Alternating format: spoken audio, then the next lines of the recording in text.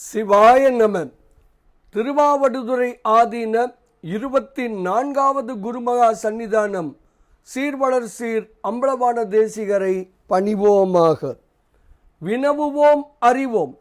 13வது வினா. யார் பற்றை அறுப்பர்?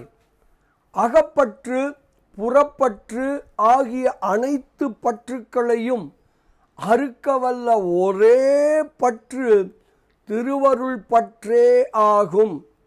அந்த திருவருள் பற்றினை யார் பற்றுகிறார்களோ அவர்களே பற்றை அறுப்பர். அவர்களே பற்றை அறுக்க வல்லவர் ஆவார்கள். வெறுமனே பெருமானை பாவிப்பதால் மட்டுமே, சிவபெருமானை தியானிப்பதால் மட்டுமே பற்றினை அறுத்துவிட முடியாது. இவ்வாறு திரு உந்தியார் எனும் நூலின் 15வது திருப்பாடலில் திருவியலூர் உய்ய வந்த தேவநாயனார் மிக அழகாக விளக்குகிறார்.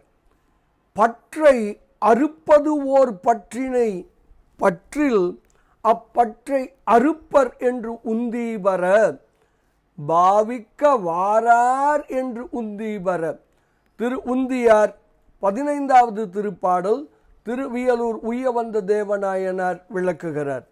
திருவருள் பற்றுவோம், பற்று அறுப்போம், சிவானந்தம் நுகர்வோம். சிவாய நம.